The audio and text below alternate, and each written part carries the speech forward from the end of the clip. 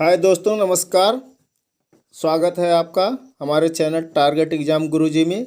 आज हम जो है बाल मनोविज्ञान विषय के महत्वपूर्ण प्रश्नों को लेकर के आए हैं, जो कि यूपी टेट परीक्षा के लिए काफ़ी महत्वपूर्ण होने वाला है, जिसका परीक्षा आने वाले 28 नवंबर को प्रस्तावित है।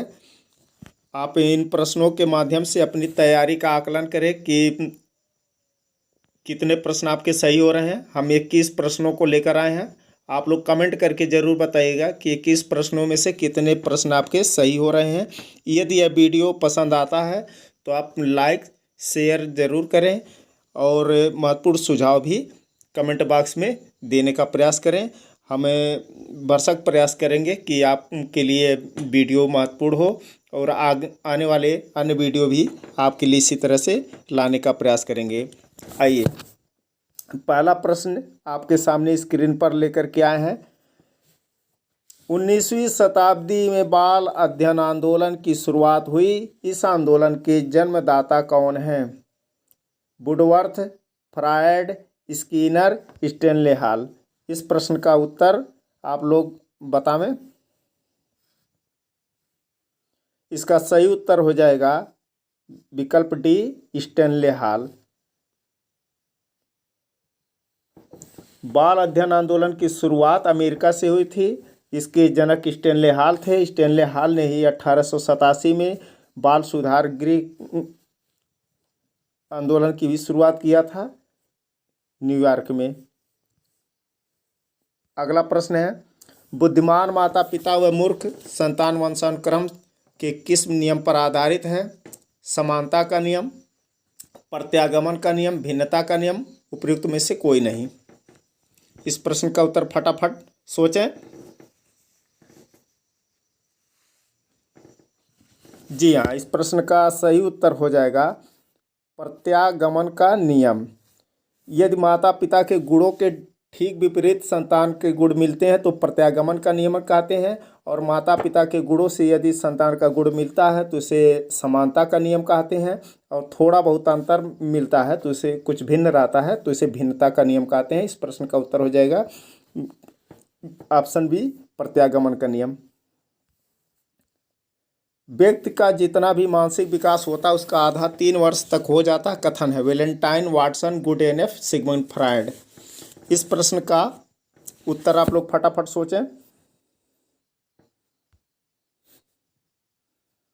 इसका सही उत्तर हो जाएगा विकल्प सी, गुडेनफ।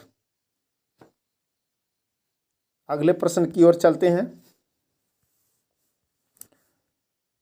चौथा प्रश्न आपके सामने है, बाल्यावस्था को प्रतिद्वंदात्मक समाजीकरण का काल किसने कहा?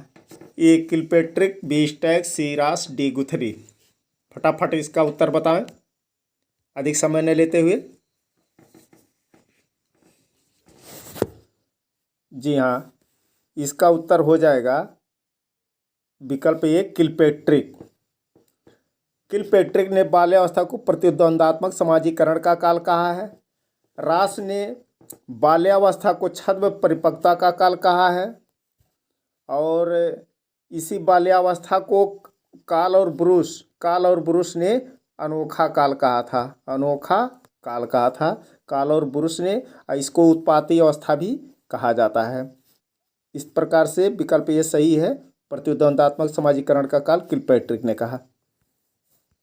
स्वर्णकाल वसंत ऋतु परिवर्तन की अवस्था किस काल को कहा जाता है? ए शैशवावस्था, बी बाल्यावस्था, सी किशोरावस्था, डी भ्रूणावस्था। जी हाँ, इसका सही उत्तर हो जाएगा आपका सी, किशोरावस्था। किशोरावस्था को ही स्टेनले हॉल ने संघर्ष, तनाव, तूफान की अवस्था कहा है।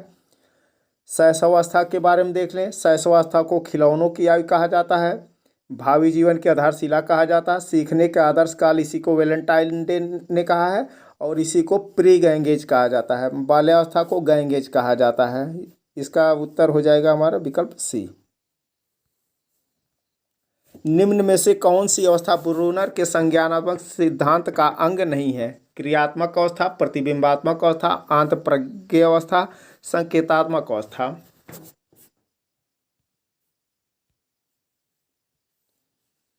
जी, इसका सही उत्तर हो जाएगा विकल्प सी। ये आंतप्रज्ञ अवस्था, ये पियाजे का है। बाकी ऊपर के तीनों सिद्धांत क्रियात्मक, प्रतिबिंबात्मक, संकेतात्मक, ये ब्रूनर के संज्ञानात्मक विकास पर आधारित हैं। अगले प्रश्न की ओर चलते हैं। प्रश्न संख्या 7, पाठ प्रस्तावना कौशल किस नियम पर आधारित है? तत्परता का नियम, अभ्यास का नियम, प्रभाव का नियम, साहचर्य का नियम।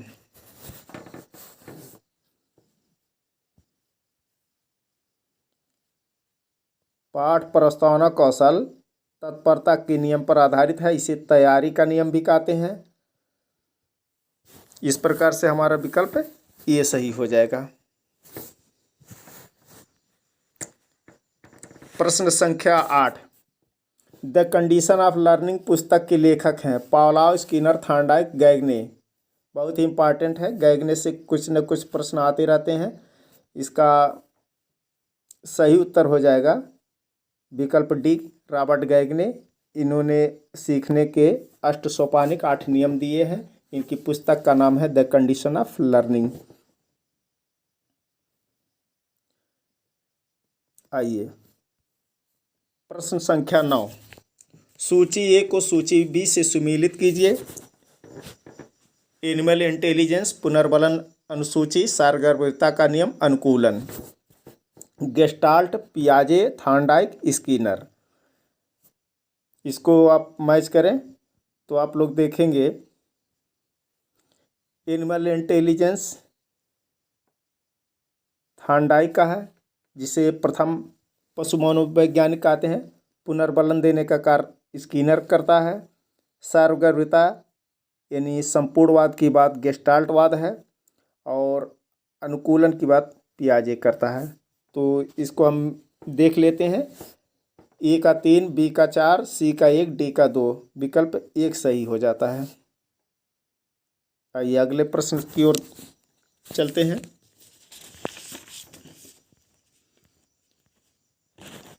10वां प्रश्न, फ्रायड के अनुसार कौन सी संरचना यथार्थवादी या वास्तविक सिद्धांत पर आधारित है? ए इड इदम, बी ईगो अहम, सी सुपर ईगो पराहम, डी उपयुक्त में से कोई नहीं।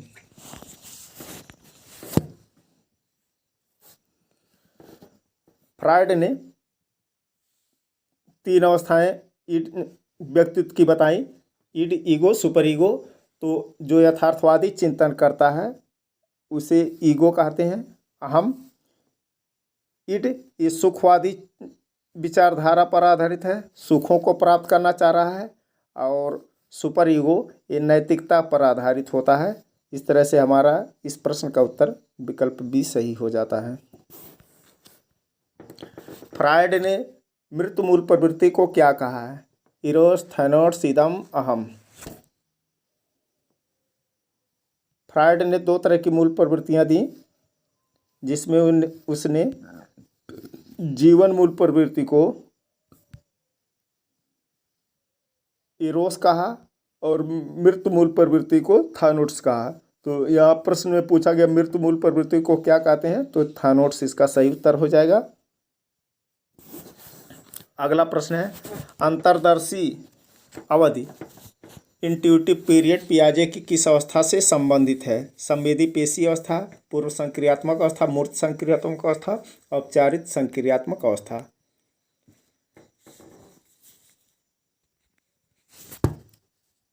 आप देखेंगे पियाजे की 4 अवस्था में जो दूसरी अवस्था है, इस दूसरी अवस्था में 2 उप अवस्थाएं उसने बांटा है। एक प्राक संक्रियात्मक अवस्था होती है, दूसरी अंतर्दर्शी अवस्था होती है। अंतर्दर्शी अवस्था में ही बच्चा साधारण मानसिक क्रियाएं जोड़ घटाना कर सकता है, लेकिन वो पलटावी गुण उसमें नहीं आ पाते हैं।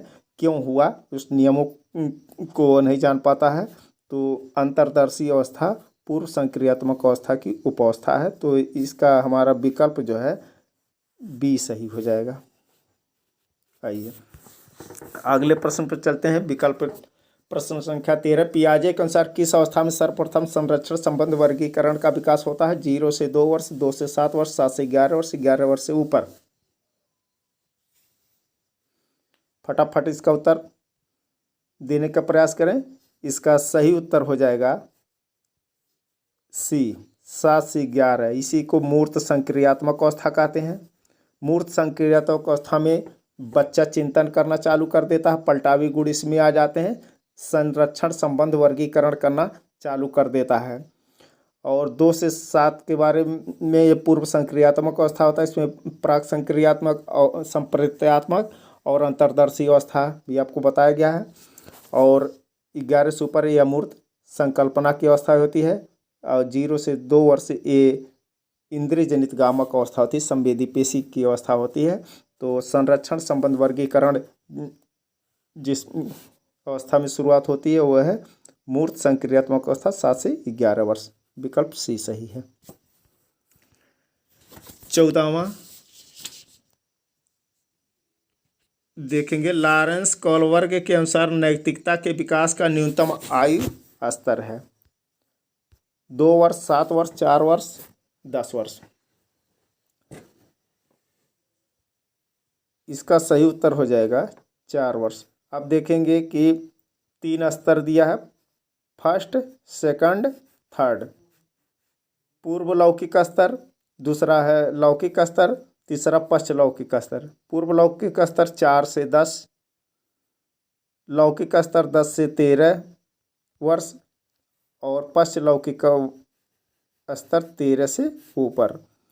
तो 4 वर्ष से ही नैतिकता की शुरुआत होती है। कोलबर्ग के अनुसार 4 वर्ष से पूर्व का बालक नैतिक होता है, नैतिक। इस प्रश्न का सही उत्तर हो जाएगा विकल्प सी, 4 वर्ष। लॉरेंस कोलबर्ग के अनुसार उत्तम लड़का, उत्तम लड़की किस नैतिक स्तर की अवस्था है? पूर्व परंपरागत स्तर, परंपरागत स्तर, पश्च परंपरागत स्तर, औपचारिक संक्रियात्मक। इसका फटाफट उत्तर सोचने का प्रयास करें। लॉरेंस कोलबर्ग ने देखेंगे कि 3 स्तरों में 6 अवस्थाएं दी हैं। पूर्व परंपरागत स्तर में देखेंगे तो इसमें 2 अवस्थाएं हैं, आज्ञा एवं दंड और परस्पर विनिमय की अवस्था है। परंपरागत अवस्था में जाएंगे तो इसी में उत्तम लड़का, उत्तम लड़की और सामाजिक व्यवस्था का भी विन्यास है। और ये पश्च परंपरागत अवस्था में जाएंगे तो सामाजिक समझौते और विवेक की अवस्था है। और औपचारिक संक्रियात्मक अवस्था तो पियाजे का है। इस प्रकार से उत्तम लड़का, उत्तम लड़की सिद्धांत पश्च परंपरागत अवस्था में देखने के लिए मिलता है। इस प्रकार से हमारा विकल्प इसमें बी सही हो जाएगा। अगला प्रश्न आपके सामने है, उत्तर बाल्यावस्था का में संचय काल किस अवस्था को कहा जाता है? 7 से 9 वर्ष, 9 से 12 वर्ष, 12 से 15 वर्ष, 7 से 12 वर्ष। इसका सही उत्तर हो जाएगा 7 से 9 वर्ष। वैसे तो 3 अवस्थाओं में मुख्यतः बांट करके हम अध्ययन करते हैं, शैशवावस्था, बाल्यावस्था और किशोरावस्था। लेकिन बाल्यावस्था को भी 2 भागों में बांट दिया जाता है, पूर्व बाल्यकाल और उत्तर बाल्यकाल। उत्तर बाल्यकाल में 7 से 9 वर्ष को हम संचय काल कहते हैं। 9 से 12 साल को परिपाक काल कहते हैं। और 12 से 15 जो है ये यहाँ से किशोरावस्था की शुरुआत हो जाती है, पूर्व किशोरावस्था, इसे वय संधि कहते हैं। और 7 से 12 वर्ष यही जो है उत्तर बाल्यकाल कहा जाता है। तो संचय काल हमारा 7 से 9 वर्ष हो जाएगा, विकल्प ए सही हो जाएगा। आइए अगला प्रश्न है, बालक नवीन व्यवहार को खोजता है, देखकर, सुनकर, अनुभव कर, सीख कर।